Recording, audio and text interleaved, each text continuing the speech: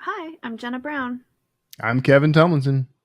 And I'm JD Barker. Welcome to Writers Inc. We're all staring at each other because I don't think anybody's sure who goes first if Yeah, Christine's because not here because Angela's always you here. know, do you know I still to this day have my little list I made of who goes in what order because I can't remember. Well, there's Oh, a lot of J's and K's. Yeah, yeah. it does get So confusing. Christine's not with us So today.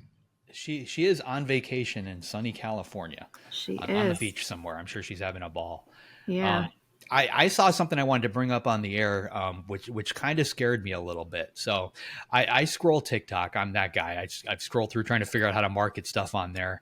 And if you pause on any particular thing for like more than 5 or 6 seconds, TikTok will feed you 500 more videos about the same thing. And somehow I went down this rabbit hole of people that were basically showing their side hustle on TikTok, how they make money on there. And one popped up related to writing, and this one kind of frightened me. So this guy was going to Wattpad, and he was basically copying a story, just any story, and then he was feeding that into 11 Labs to get audio, and then from there he was feeding that into another AI which generated video to back up the audio, and then he was posting that on TikTok and on YouTube and all the different platforms and basically getting paid on it. It took him all of 5 minutes to create one based on a short story, but the thing is, he didn't own that short story. He didn't Yeah, ask for permission to use it. He didn't own the voice that he was using, none of these different things, but it was generating income. And apparently this is a very, very big common thing that a lot of people are doing to generate content and earn money. So if you have anything out there on any of these platforms, where people can do a cut and paste, I'd probably rethink that. In all honesty, like they could probably still even do it on Amazon. You've got that 5-10% first look of each book. If you give yeah, them the okay to turn that on, they might be able to do it from there too. But that's a little frightening. Yeah, that is. yeah. That's I mean, there's been this argument, I think, in like the book community going on for quite a long time, like in regards to like fan fiction and fan art and like when is it okay and when isn't it? And, there's a lot of shops that do make, fan based t-shirts or drawings or postcards and they profit off of it. And some authors are okay with it and some authors aren't. And I think that conversation's been going on for a long time. It's interesting they chose Wattpad though, which isn't that fan fiction a lot of times, or is it a any lot of kind of people. fiction? It People use almost it for didn't seem like original work. yeah, there's tons of Mm. original stuff there. Creepypasta is another one that I saw pop up a bunch. Oh, interesting. They seem to like the scary stuff, like almost and that could have just been the way TikTok was feeding those videos to me. But like the way TikTok works is you get paid as a creator based on the amount of time that somebody Right. spends basically watching your video. So if you have a story, even if it kind of sucks, if you're roping people in and they're sitting there listening to it or they're watching it, you keep them long enough, it starts raggling a couple pennies here, a couple pennies there. That turns into dollars. And like this guy was claiming to be making $20,000 to $30,000 a month, and who knows Whoa. if that's true. So blatant about it. But So does he not know that he's stealing that work, or does he not care oh, that he's he stealing absolutely it? he did not care. Some of the other ones that I saw, like they didn't even bother to create video, like an AI generated video. They were just going to YouTube and downloading, like people that had played, recorded video games, or just any type of video, just some type of moving something or other that they could put behind it. Had nothing to do with the story, but they ran it anyway. And if Wow. somebody watches it, they get paid. Man, This man. world we live in, it's very. It also made me wonder why it's so freaking expensive to get a book trailer done. Like, because this guy was basically creating stuff on the fly for Yeah, Right. videos exactly. using AI. It Yeah, I shouldn't don't cost you. know. You don't have to spend any money to do a book trailer. I can teach you how to do a book trailer. It's easy.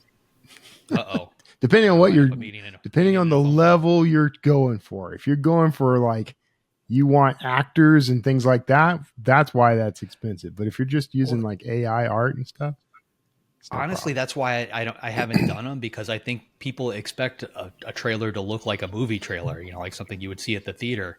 And anything Yeah. that I've been able to create or paid people to create in the past has always just looked subpar to that. And I feel like if until you can hit that level, I don't know that it's worthwhile. Have you guys seen where people will take movie trailers and then like make their own movie trailers. And I don't know if this is like Disney specific, but I know that I've seen this on YouTube every now and then where they'll take like a teaser trailer and basically make like their own version of a trailer, adding like different elements to like beef it up, but it's not the official one. They're like kit bashing a bunch of, you know, clips from shows and movies together into. I saw one today actually. It was someone cut one together that was supposed to be Deadpool becomes the leader of The Boys. If you've seen that show, The Boys. And they had Ryan Reynolds' voice in it, so I'm assuming that was AI, but it was very well done. If I hadn't seen all of those clips elsewhere, you might have been able to fool me into thinking that that was going to be season 4 of The Boys.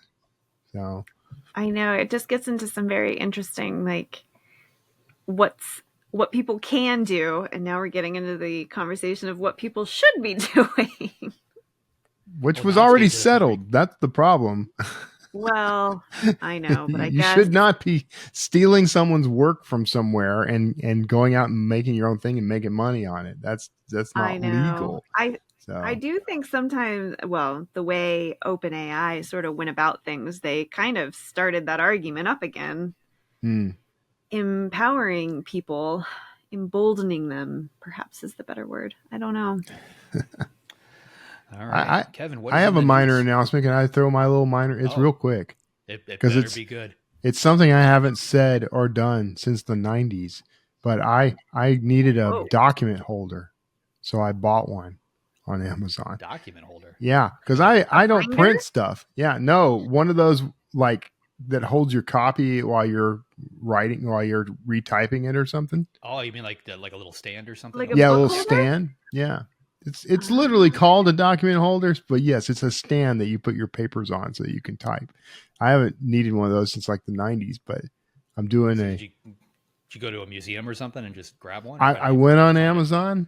I tried to find one that was like super fancy because I'm like, if I'm going to have one, I want it to look like something cool and vintage, but they don't make that in a cool and vintage version. So I bought one to hold things because I've been doing this outline thing, new to me, frustration for me, but I've made a lot of progress on it. But the method I'm using, I printed out a whole bunch of my research and I'm using it to guide me. And I could do this on screen, but I found it's very effective for me to have it on paper where I could just quickly grab it, read through something, write a note, put it up there, and then I type it.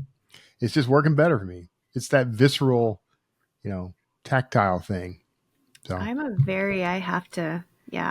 been trying digital note cards as we've discussed. Yeah, I do like the cork board and the in Scrivener.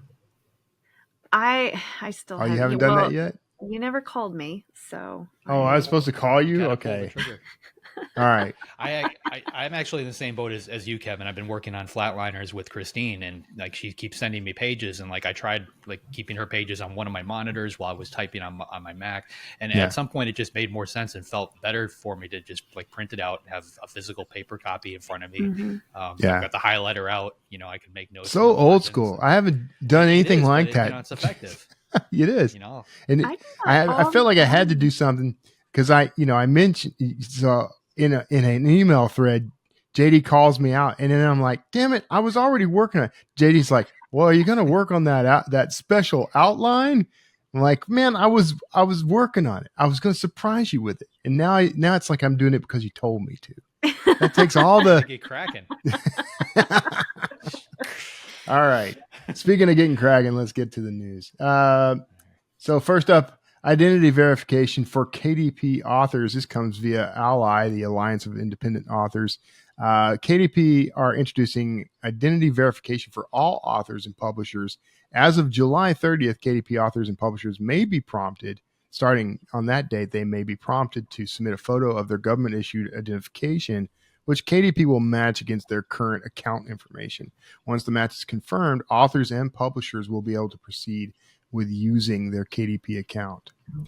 I know this is meant to crack down on the folks that are the scammers who are stealing work or breaking the rules or whatever. I don't know how comfortable I am with Amazon having more personal information about me, but they got it all anyway. So whatever. That was my first thought. I get really nervous when I have to upload like my driver's license or my passport photo or, you know, any of that kind of stuff to these systems, because, you know, it goes into a database somewhere. And like every other day, it seems like we're seeing a news story about, you know, this company got hacked and these credit cards got stolen or this or that. I mean, I just did it again today. I've got a new PR firm that I'm working with, and they needed my credit card number. So they sent me a form, and, you know, I filled out the form old school, sent it to them by email. And like, I know that information now is in a database, and sooner or later that card is going to get used for something it's not supposed to because of you know, actions that have nothing to do with this company. So yeah, it makes me nervous, but I do understand why they're doing it. I can't think of another way for them to police this other than keep people from uploading, you know, 1,000 books a day. Yeah. I don't know. I don't know how you live in a technological world and not have like that risk out there. Cause, you know, if you don't have the information out there, then it's like anyone can just claim to be you. Like it gets very hard, I think, you know, what that line is and how to protect it. And then like how to verify that you're you. And then, you know, cause people are getting like, they're very savvy now on how to impersonate people. Even if they don't have like a lot of information, they can still, you know, trick people. Like the agents that, you know, are always like, they send, you know, they get impersonated online, and these people are targeting vulnerable authors. Like it's hard. That was a news story, what, a year or two ago, of somebody was posing as an agent as the agent of several big name authors, and got them to send their the drafts of their manuscripts that hadn't yet been published. And, you know, I mean, if you can pull that off. Right. I mean, and he apparently he just wanted to read them. He just wanted to read them. Right. Yeah. Right. But I mean, that could have gone, you know, I mean, who knows what he could have done with that information once he had it, you know, like I just, it's that's like a hard riddle to solve. Yeah. That's why I, JB Darker, always make sure to protect my identity online. So UK Spiracle opens audiobook and a card for bookstores. UK-based audiobook e-commerce platform Spiracle has announced its audiobook and a card product for bookstores. Established in 2022, the audiobook publisher's mission was to bridge the growing gap between book lovers and high-quality literature in audio form. The company says it works with independent publishers who have audiobook rights to titles, but no audiobook editions of them. With an independent house, Spiracle co-publishes an audiobook edition of such a title, producing the audio and creating a card a card for that title containing a QR code and an online link used by the listener to download the audiobook via the Spiracle app. The card goes to a bookstore and is bought for £12 UK or $15.32 US. This is clever. Yeah, I'm kind of looking at them for this myself. So simple. Yeah. Yeah. Like why didn't this happen earlier? You know, it seems like it should already be out there somewhere. You know, Kobo did something similar to this with their partnership with Walmart for ebooks, because, you know, obviously you can't stock an ebook on the shelf, but they had cards that the customer could take to checkout, buy the ebook, and then they'd get instructions to download. So I guess the concept was there, but no one had applied it to audiobooks yet. So that's pretty clever. We can do this ourselves, but we don't need no stinking. I can create a QR code on a card and just start, you know, dropping them around Barnes and Noble or something. We don't need no Spiracle. Yeah, but there's no way for you to create like they're able to track each one individually, right? So like each card represents one copy of the book, and it can't be sold more than once, like that kind of thing. Like I would assume, but if you have a QR code leading to, you know, where they make the point of sale, it doesn't matter that code, you know, you're not giving away multiple copies of it at that point. They'd still have to buy it each time they went to that code. So like if I create a QR code that sends them to Audible, for example, you know, they have to buy it at Audible. So they can't steal it and give it away, at least not that way. Right, but in this model, they're buying it at the register, right? And then they're handing. Yeah, I think that is the idea. Card is a unique QR code somehow. Yeah, I mean, it just describes it as a card that contains a QR code and an online link. So I don't know if they even necessarily have to take it to the register. All right, so homework, go find one. We're gonna find one of these. They're in the UK right now, so you know, fund me for a little trip, JD. I'll go check it out. Send you over there. Podcast field trip. Yeah, that's a good idea. No matter how it's orchestrated, I think it's a good idea. I don't like necessarily that it's dependent on their special app, but you could see why they'd want to do that. Speaking of the UK's most popular book genres are revealed by Amazon. This comes from the bookseller. New sales data released by Amazon has revealed the most popular reading genres across the UK. According to the figures from the last 12 months, crime, thrillers, and mystery novels take the top spot for the most popular genre. On a regional level, influences such as book talk and podcasts are fueling the rise of things like romantasy, which I never even considered that term before. And local legends also shape the nation's reading habits. The findings are unveiled as Kindle Storyteller Award, a literary prize that awards £20,000 to the best self-published story in the UK, is calling for entries in independent authors before submissions close on 31st of August, 2024. That's a little plug if you want to go for £20,000 in the UK. This is your opportunity. Have they ever run that contest in the US? I don't think I've ever seen that in the US. I'm not saying it hasn't. I don't think I have either. Like I've tried to enter it like real early on. Yeah. You know, because it's easy. Like you basically just put a keyword into your file. But they usually email me each year to say, look, we want to include this book in it. They tell me which book they want me to do it for. And then I put the thing, which kills me because I'm like, I got to remove a keyword to put this in. I can't believe you've never heard of romantasy before, Kevin. Where? Okay, thinking on it now, like a year? I think maybe now I think maybe I vaguely recall romantasy. So I think we've talked about it before now. Yeah, that's been a huge thing. I'm just surprised that it's not that romance and romantasy are not topping those charts in the UK. The fact that crime and thrillers and mysteries are at the top they've always been up near the top, but they've never, as far as I know, I've never seen them be number one. It has always been number two to romance. Yeah, always.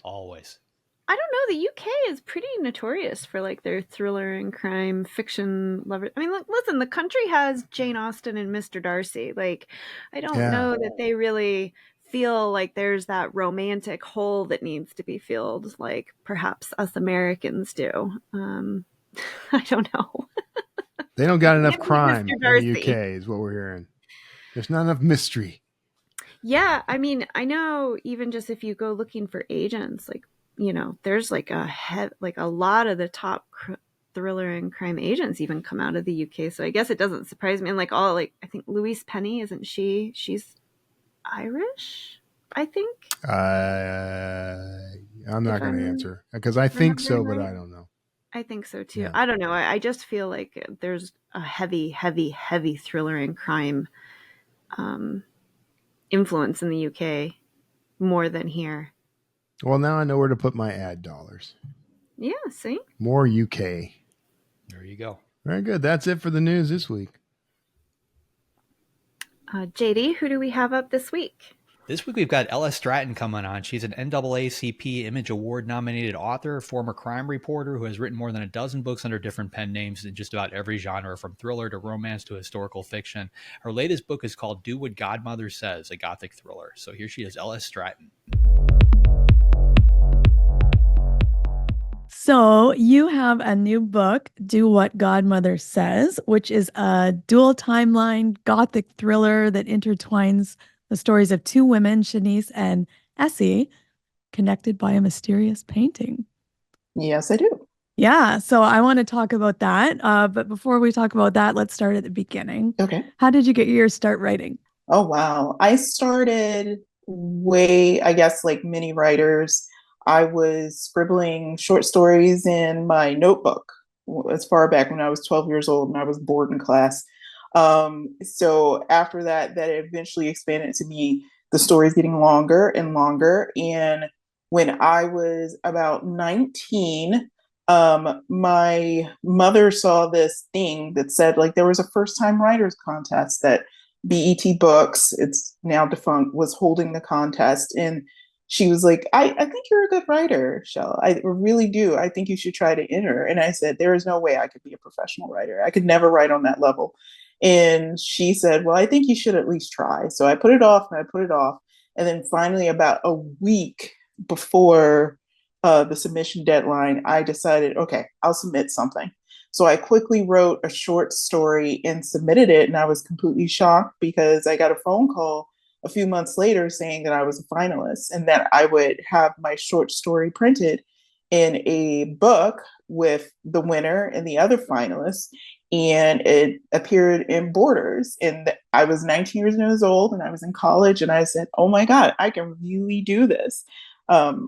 So that's when I said, okay, I think I want to become a professional or a traditionally published author. I love that. I love that confidence boost. And you're like, I can't do this. And then you're like, oh, maybe I can do this. And so what happened next after that? Did that lead to any other opportunities, or did you just start writing another novel on your own? I wrote another novel. And I will say, this is the part of the hubris of youth, that I was studying in college. So of course your coursework takes over, you're doing your thing, and you're like, oh, I can revisit this whole novel thing when I got out of college. And then when I got out, it was really hard. The publishing house, like I said, had dissolved. My editor had left. And so I then had to go out on the market and try to get an agent and try to get another publisher. And that took years. I wasn't published again probably until I was 30. Yeah. And after that, then I knew, I said, okay, you keep your eye on the ball. Don't take anything for granted and continue to write and continue to push yourself. So I've changed genres. I've changed publishing houses, but I have consistently produced work since that period came and I finally got work published again. Yeah, I love that. It's hard to write a novel. And you're right. Like when you are in the real world, were you trying to hold like another job at that time? I'm imagining and fitting that in. How did that work for you? Oh, wow. I was in journalism school. So in addition to coursework, most journalism schools require you to do internships for graduation. So I was doing 2 internships usually, because one was the lofty internship. It's like, oh, this will look great in my resume. And then another one was, okay, I need to get paid. I actually have to make money while I'm in college. So with all of that on my plate, it was really hard to also write fiction at the same time. As I've gotten older, I've learned how to balance it, because now I still do have a full-time job, but I've learned how to mark out that time or seize the time when I can to focus on fiction writing. Yeah. When are you fitting that in? Like, when were you fitting that in? When do you fit it in now? It's crazy hours. Literally, sometimes I'll be editing 2:00 in the morning, because that's when my daughter is asleep. I know I have to go to work, but I'm like, all right, I really need to get these pages done if I'm going to hit that deadline. So my husband says it's not surprising to find me in my office 2 or 3:00 in the morning trying to just get work finished. But I think when you're a writer, and any person who really loves to do it says you're compelled to write. I get moody when I don't. When I go long periods. When I go long periods without writing, it's like that part of my brain is like, well, when are we going to get our fix? Because you said that we could write this. So I make time because I feel compelled to make time. And so this is what I love to do. Even if I wasn't published, I would probably still be writing in some shape or form. I know I would. Absolutely. Sacrificing that sleep. I'm there with you on the moody. Like, my husband can't even deal with me when I'm between books. It's like, you need to start something else. Like, quit moping around the house. Like, get exactly. So you said it took a while to get published. How did you go about finding an agent? Did you do the cold query? Did you do something else? Well, I tell people, because they said, how did you find an agent? I didn't. My agent found me. Ooh. Yeah, I managed to get a book published with Kensington. And at that time, and I think they still do, they accepted unagented submissions. So I had books on the shelf, and then Barbara Poel, who is my agent now, she followed me on Twitter, and I'm like, who is this? And then I looked her up, and I was like, oh wow, like she represents some like big names, like big thriller writers. So she sent me a message. It's like, hey, I loved your book. And I said, oh my gosh, you loved my book. And so I was so excited because I said, okay, so she's watching me, like she's watching my work. And so one day I just reached out to her, and because I think she sent me a message, it was like, if you have anything that, I don't know if you have an agent right now, but if you have anything you're interested in maybe seeking representation for, just let me know.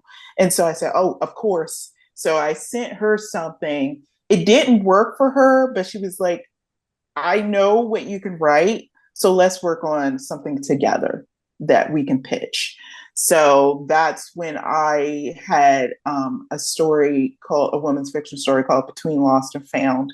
And she worked on it with me, and we pitched it to Kensington, and they made an offer on it. And from that point on, she's been my agent. So we've been with each other, I think, like 13, 14 years now. Nice. So I think the theme here is persistence. You just kept writing. Yes. Yes. With most writers, unfortunately, that's the only thing that I can say, that there are going to be ebbs and flows in your career. I've had many.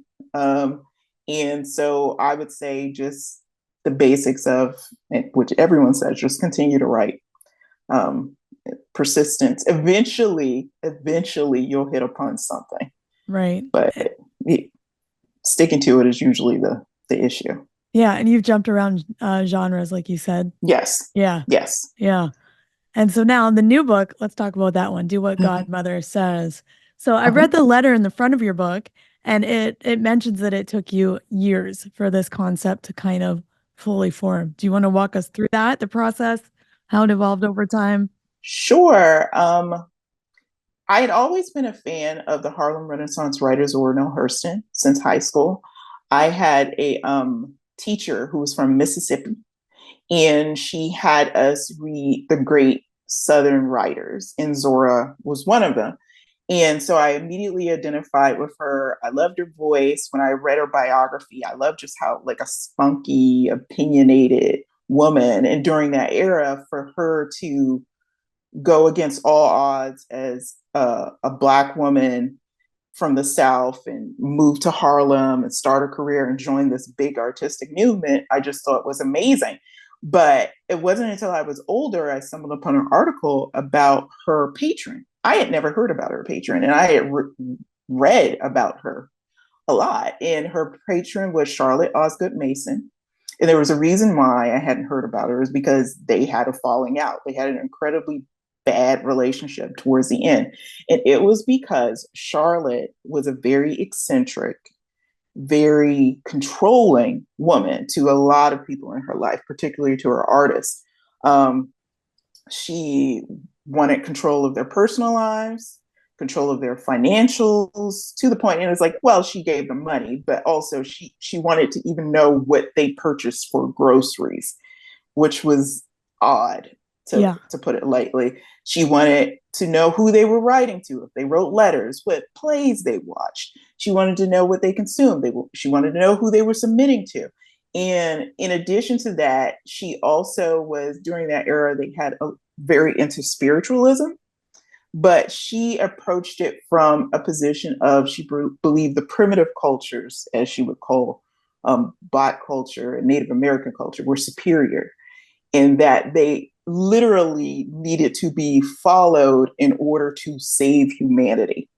So a lot of her investments into this art wasn't just because she thought they were great artists, because she felt like she was doing some grand spiritual awakening for the white population. And it was just strange. And I said, this figure, she wasn't a good figure, but she was definitely a type of person that I'm like, I think there's a story here. I just don't know what it is. Yeah. So like I tried different ideas. Some were straight historical fiction. Some that I was like, okay, I think I want to change the character a little. And then finally I came upon the idea of maybe a thriller, in that Charlotte Osgood Mason, eventually she left the Harlem Renaissance and she stopped being a patron because she fell out with everyone and basically died alone, didn't give money to anyone. But what if that wasn't the way her relationship ended with her artist? What if someone finally had it with her and killed her? And so that's when I was like, okay, I think that's a start. I think that's the start of a story. And I went from there. Yeah. And that's how you get this. I looked her up after and I was like, wow, that's wild. She was a wild person. Oh, it is. And I guess I was like, I said, I cannot believe that's such a weird person that I have never heard of her. But I was like, well, I guess if everyone hated you towards the end, people wouldn't want to talk about you. No. So. But yeah, and it looks like it sparked a lot of exploration of big topics in here. I mean, artistic ownership is one. Yes. Yeah. I'd love to hear kind of what sparked that theme and that exploration and made you want to look into it. Well, what fascinated me, and also from the perspective of a writer, I think we to some extent consider ourselves artists too, is that who controls the messaging? And even as a writer for traditional publishing houses, there's a push and pull between who owns this voice. And so like in modern, it's like we explore the ideas of AI and okay, so what ownership of your words do you really have? And so for me, the idea that they were also battling with this during that time is that there were these artists and they were battling with Charlotte Osgood Mason and say that you don't get to tell me what I say, where I submit, and how I produce my work. But she felt if I'm giving you money, then I control it from start to finish because my vision is just important as yours. So I wanted to delve into that in the book, and that the artists are literally, there's one character who had a falling out with the character I adapted called Maud Bachman, who's supposed to be an adaptation of Mason, that she's like, she kept telling me to revise and change my work. And at one point I told her, this is my name on this book, not yours. So I get to say what goes in there. And that's when she completely ended her relationship with me.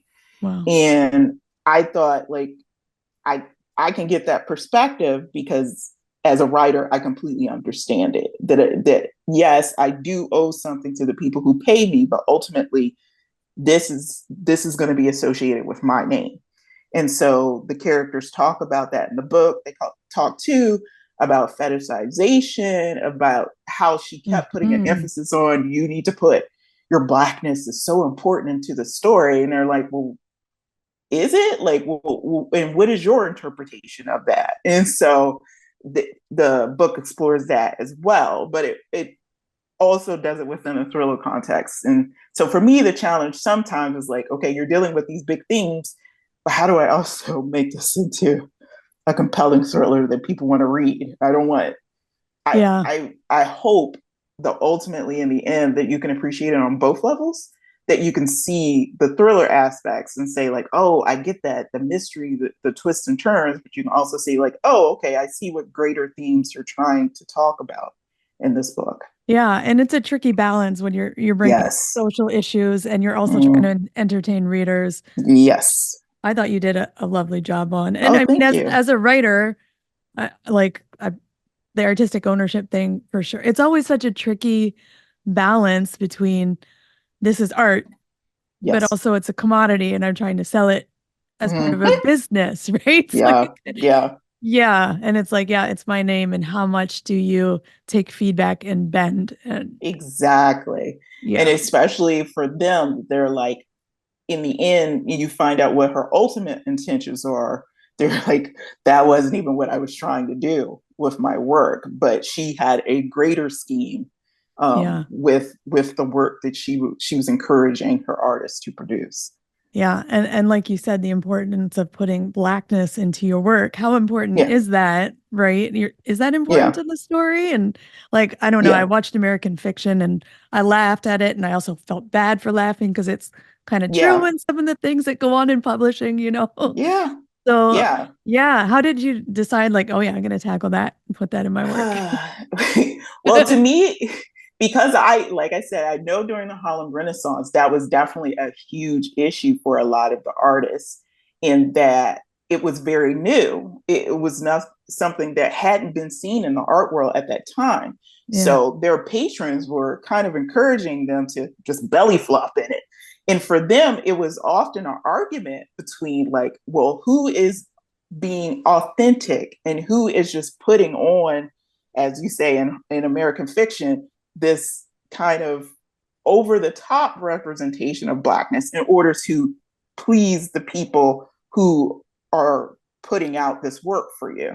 And there were arguments. It's actually kind of well known that Zora Neale Hurston, I think, had fought openly with Richard Wright, I believe, about, he said that she was over the top, that she's basically catering to the people like Mason in order to get published. And she says that he was the one who was toning it down in order to get published. And so it was just back and forth. And so there were these different philosophical beliefs of, well, what is Blackness and how should it be represented in your work? And even back then. And so these characters are kind of talking about it and they're like, I can't say definitively what it is, but I know what my voice is. And she's pressuring me to go a certain way. And it doesn't feel authentic to my voice. Yeah. Yeah. I love that you chose to tackle that because that's a big issue and that's a lot. Yeah. I imagine you had to do a lot of research for this novel, you know, balancing fiction with the Harlem Renaissance. And what was your process like for that? Well, I did some research before, and then at some point I had to let it go because I'm like, this isn't going to be, I'm not trying to do a true representation. It's like, this one represents Zora, and this one represents Langston, and this one represents Mason. But as I went on, there are times that I had to revisit or do more research to say like, okay, or they would introduce different things that I didn't know about. And I said, oh, I would love that to put that in the story. Like the thing about the grocery list is that I didn't know that Mason used to make Zora write out itemized grocery lists of everything she purchased. I had no idea. And that was something that I discovered after watching a documentary while writing. And I was like, oh, okay, I have to include that detail. Yeah. But the more I learn, and I'm still researching, because even like doing interviews, I want to make sure that what I'm saying is accurate, because when you write about someone like Mason, you could make her seem like a big bad who's sounds to the point of mythological. It's like, nobody is like that. But I'm like, no, that's stuff that she really did. And she felt it was okay. And because of her money and in the constructs during that time period, she was able to do that to people. So I wanted to make sure that I was accurate in how these relationships were. And of course, I took artistic liberties, and people who will read it will be like, oh, okay, you definitely took it in a different direction. but then again, I was like, it wasn't supposed to be an exact representation of what happened, but it was a starting point. And then some of the details, even the ones that some of the creepy details, were actually true. Yeah. And that's the fun part, balancing the historical figures with the fiction and making it in a new way.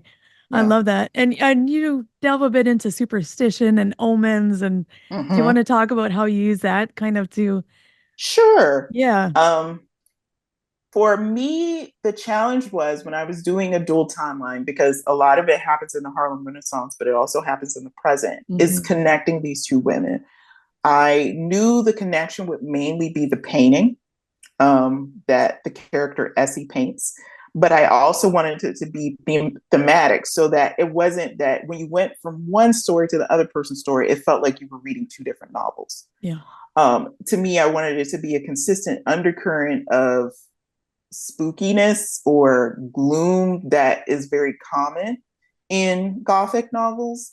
So I thought, well, superstition. And superstition to me in African American culture is kind of, if you go down south and if you go to older relatives, a lot of times they will say stuff that you're like, what? Like that doesn't even make sense. But for them, it's a cultural continuity of like, well, you should eat black-eyed peas on New Year's because that'll bring you good luck. And you're like, okay, well, where did that come from? And so those are the things that will be present in both Essie's life and Shanice's life because there are through lines for them culturally, but it also creates that undercurrent of like, there is something supernatural, something strange going on in both stories that connects them together.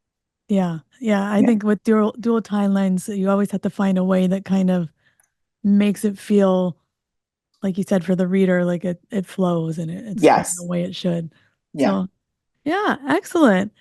So, oh wow, time went fast. So just as we're wrapping up, I just would love to ask you a final question. Sure. So if you could offer advice to newer writers, aspiring authors, what would you tell them? Oh, wow. I think like the consistent thing have been for me is persistence and consistency. I've written books that didn't get published. I have had deals that fell apart. And there is more than once in my career that I'm like, why am I even putting myself through this? But to keep writing because you feel compelled to write and to understand that highs and lows are part of the game. Yeah. And in addition to that, that usually the turn will come at some point.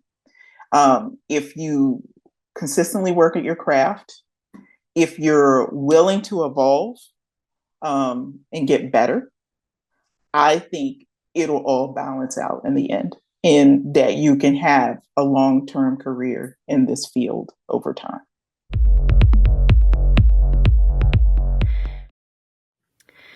So Shell mentioned she didn't get a book out immediately after she won that contest. It took her many more years. So I'm curious, what do you think is the hardest part for debut authors who find success immediately without any struggle to deal with? Like, what are they unprepared for that could derail what might have been a long-term career? I mean, from what I've seen, especially working with debut authors at ITW, a lot of authors spend so much time on that first book. They don't quite know how to shift gears to write the second book, because you could spend 5-10 years writing that first one. And I remember a quote from years ago, and it might have been King that said it, but he said, you have a lifetime to write the first book and 6 months to write the next one.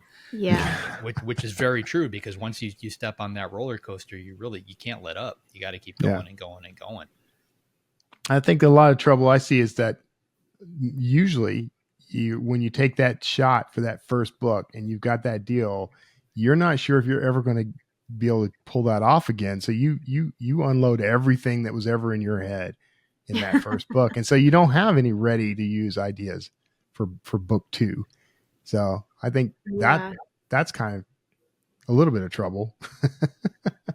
I've tried to be very careful with that. Like, I've queried twice. This next one will be my 3rd time, and rather than spending like a lot of time like trying to like rework it and rewrite it, which I could do for either book because they both had like potential, but I figured it was better to keep forward momentum and then have 2 like okay manuscripts that had problems that could perhaps be fixed faster than drafting a new one, to have sort of like at least as an option. And if nothing else, it helps me practice the process more. Like you said, like not spending 5 years writing a manuscript, like getting it, closer to 1.5 years, 2 years, maybe a year ideally. I usually tell people to just, they should be working on their second book around the same time that they're querying for their first book. Yeah. Mainly just to keep the momentum going, but also just as a distraction, because once you start that query process, it is extremely stressful. You mail those things out, you wait for responses. If you're sitting there, twiddling your thumbs, waiting for something to come in, you're going to drive yourself insane. And if you're buried in a new book, it makes that just a little bit more bearable. Yeah. It helps you stay process focused instead of outcome focused. So, and I think that's also helpful. And the whole question was about what, these authors who find success immediately with that first book, like what to look out for. And, there is the sort of ego side of it, because when you have a big success in something that was your lifelong dream, there is a tendency to think you've made it, you can do no wrong, or you don't have to try as hard, and I think those are two banana peels on the edge of the cliff for you. I think that's going to send you flying down really quick. Yeah, I do think that there is some risk to that. What is that, like the biggest overnight successes were 20 years in the making? Yeah. Yeah. Well, she also mentioned that, she didn't find her agent found her. And I know she had some very specific circumstances about that, but what do you think can help make agents find you instead of the other way around? Well, it's not breaking into their office and standing there with a sign and roses. I can tell you that. How's it work for you? Huh? That does not work unless your goal is to find police officers, and then that works great. I'm honestly not sure where agents go, like if they're seeking clients. I mean, I'm sure they go to conferences and stuff like that, but like I'd be really curious to talk to one to find out what they're combing online. Like, are they visiting? Like we talked about Wattpad. Like, are they looking through Wattpad and Creepypasta? I have heard short stories. Like particularly for horror, I think that they go or science fiction and fantasy. Like Clark's World and Apex, things like that. Yeah. I don't know how frequently that happens, but I have heard that can help. There's the claim, and I think JD can dispute this, that they look at things like contests, but you see that claimed in like the contest descriptions a lot, that this will be looked at by agents, by studios, for potential film adaptation. I don't know that I've ever heard a success story on that front, though. I'm always hopeful. I've never heard of that. I mean, I can tell you that the film studios and the folks out in Hollywood right now are spending a lot of time on NetGalley, and just and searching and seeking out new books, seeing what books that are coming out that are getting good reviews and which ones aren't, and that's smart. Where the attention is going. I've got a friend who's got an option that she just landed on the self-published book, and they found it on NetGalley. So that is one place that they're looking at. Interesting. Yeah. Pardon me. Well, I must go to NetGalley. I'll be right back. I was really fascinated with how she chose sort of a controversial historical figure and like even discovered this, secret that's not so secret about someone that she had looked up to. Is there anyone in history who may not exactly be the best person, but you think that they're, if not interesting enough, weird enough that you'd want to write a whole novel about them? I'm not sure. I know that there are, but I'm not thinking of any of them right now. Go ahead, JD. Sorry. Go ahead. I mean, I'm watching. Have you guys watched Supernatural? The little. Yeah. So I started binge watching the entire thing probably about 2 years ago, and there's I think 15 or 16 seasons. So this show's been on forever. So it's kind of like my go-to when I've got nothing else to watch. I'll watch like 2 or 3 Supernaturals, and I'm on season 10 or 11 right now. And they just introduced a family called the Steins, which they're later reveal, for those of you who didn't watch this 15 years ago when it came out, it's actually the Frankenstein family. So they like kind of snuck all this in there, and then they roped in Mary Shelley and explained, how she was involved. And like, to me, that was extremely well done. and a great way to play on something that's been out there before, and in a new, kind of exciting way. I can't think of a single like historical figure that I would want to just focus on for a book. And I'm sure there's one out there. I've never really put a whole lot of thought into it. I just remember. So I used to do a little short podcast I called Written World. What I would do is find quirky little bits of history that no one really knew much about. And I'd do a little short essay and episode about it. And there were a couple of them. One of them was, you may have heard of this guy. He's referred to as the nuclear Boy Scout. And he was this kid who decided to get the merit badge. He was in Scouts. He's going to get the merit badge in I think, nuclear power. And the way he went about this was to, he decided he was going to build a reactor and use it to power the whole neighborhood. And so he called universities and other places that had access to like uranium and stuff. And he basically told them like, he's doing he sometimes would pose as a professor or something. I'm doing an experiment. We're going to work on this. And they would actually send him bits and pieces of things, equipment and whatever. And he never got the nuclear material. He got all the stuff he would need to build the reactor. And then he broke into an apartment building that was being built and stole all the smoke detectors and mined all the I think Americaceum or something like that. It's a radioactive material they use in smoke detectors, and I butchered it, but he started to build this reactor. He didn't actually get the reactor built, but it caused enough problems. He basically contaminated the shed, the yard, and all this stuff. The feds had to come in, liberate all this stuff. And I always thought that would make a great book. There's probably not enough to it for a full book, but stories like that are fascinating. I would read that in a heartbeat.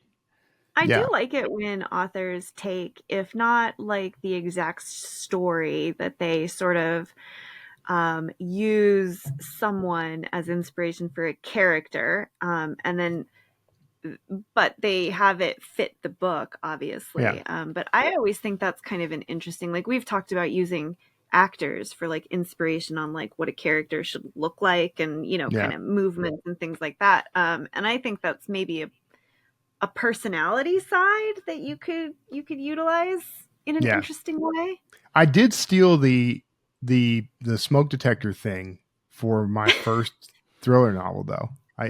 The bad guys want to build a dirty bomb, and they break into a warehouse full of smoke detectors and steal all of them and use it for the material.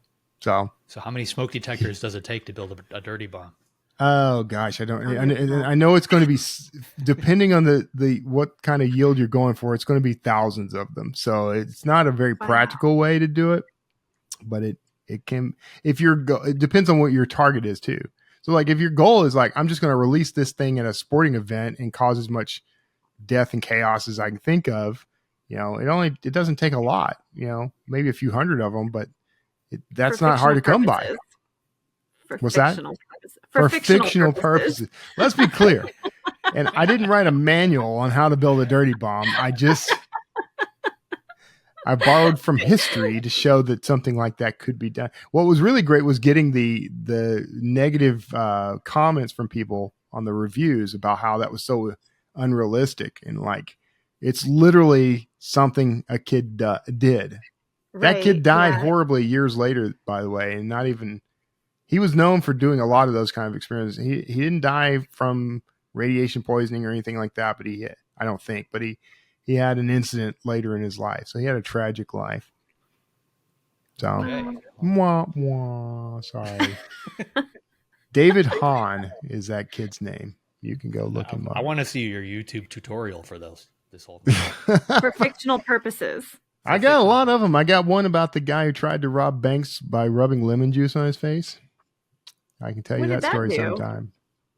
The idea was lemon juice gets used in invisible ink. So his theory was if he rubbed it on his face, he'd be invisible to the cameras.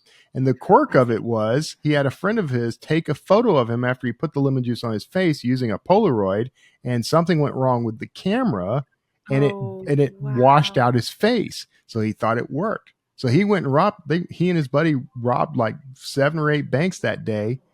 And when they caught him, they said they showed him the video. He's like, I don't understand. I used the juice. That gets used as an example of the Dunning-Kruger effect a lot, if you're familiar with that. Very sad. So, I got a million of them. I couldn't think of a single one earlier, and now I'm like, I could fill this whole episode. Let's go. Nice. Well, let's switch tracks just a little bit and talk about artistic ownership. Who owns a voice, the artist or the people who pay them? Voice is in the clearly not the narrator of the audiobook, but the voice your narrative voice. So the voice of the character. I don't think that can be owned. Now, how could you own that? Because the imitation is how everyone has learned everything in creative arts and otherwise. So you couldn't. That would be like saying your voice is remarkably similar to Morgan Freeman's, and so you owe him a royalty every time you order at the counter at McDonald's or something. Like that's. I don't think you can own a voice. Don't you think that some agents and editors have maybe not said that they own it, but sort of like, oh, I love this story, but it sounds a little bit too much like author X, who's a New York Times bestseller. So let's change it a little bit. Let's make it less, whatever it is. You don't think I would assume they're doing that more for, I wouldn't know why they do that. I just don't know. My answer is no. I don't think you can own a voice. JD, you're up. Yeah, you've worked with a lot of editors and agents. What say you, JD? I agree with you. I've copied voices like back when I worked as a ghostwriter. I used to have to mimic other authors. Like if I finished a project for somebody, I had to mimic whatever author started the project, that kind of thing. I had a conversation with Patterson earlier today. We were talking about Eruption. That's the book he wrote with Michael Crichton. And he purposely tried to imitate Michael Crichton's voice. And, this is James Patterson, who's, instead of using his own voice, he's using Michael Crichton's just to finish off this guy's novel. So I think there's definitely a time and place for it. But those are situations where it's out in the open. You're basically meant to be somebody else or trying to be. If you're just an author and you're just trying to write a book and you're looking for your own voice, I don't think you should be trying to mimic another existing voice. I think you need to try and find your own. You really can't change your own voice until or you can't mimic somebody else's voice. I don't think until you understand what your own voice is. I think the concept of voice, though, in literature it's too subjective to really. You couldn't quantify it well enough to say this publisher owns it or this author owns it. I don't believe. Yeah. What's the metric you would use for that?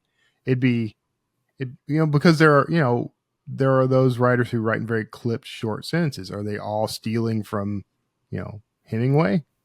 Are they, No, I mean, the only place does his estate own that? The only thing I've seen that kind of place play out in any level is in film. Like if you take, we'll take Dracula as an example. Like there's been a million different versions of Dracula, but like each studio basically owns that particular version because Dracula is in public domain. So like anybody can write a Dracula movie or film a Dracula movie, but what they can't do is mimic one that's already been done by somebody else. Because the second Paramount or Columbia or one of these other studios does a Dracula movie, that particular voice, that vision, that tone, that basically becomes their own. So that's about as close to it as you can probably get. But even that is muddy. Like if you had to go to a court and try to prove something, it'd be an uphill battle. Yeah. Yeah. They made it scary, and our Dracula was scary. So they owe us. We own scary. Think they ever try to change a voice after they've said, we really like this, but we want it less of or more than something? I suppose, maybe. I'm not maybe. Sure. Maybe it's very specific. Would you change your voice if they told you to for money? If they said, we'll give you $1 million for money, make this I'll do a lot of things for money. So, yeah. I have already done it. I've already written as other people before, so I'm been there, done that. So yeah, I think again, if it's a work for hire and somebody's bringing you in, like in my case, I'm autistic. Like I've got this weird ability where I can mimic other authors and their voice and their vocabulary and their cadence. So like I was in high demand at one point to specifically do that. I'm focusing on my own stuff now, but I know I still can. That's a nice superpower to have, a very unique one. All right, JD, who do we have up next week? Next week, we've got Karen Slaughter coming on. Karen's the author of numerous New York Times bestsellers with over 40 million books sold. She's going to be here to tell us about her latest novel, This Is Why We Lied, which releases August 20th. She's going to be a lot of fun. Karen's funny. Kevin, will you do the last part? I'm sorry. Here we go, Alex. Sorry, I wasn't paying attention. All right. Well, if you'd like to be notified as soon as new episodes publish, make sure you go to writersincpodcast.com and sign up now. We'll see you in the next episode. Have a great week of writing. Thanks for listening to this episode of Writers Inc. Access the show notes and leave a comment at writersincpodcast.com.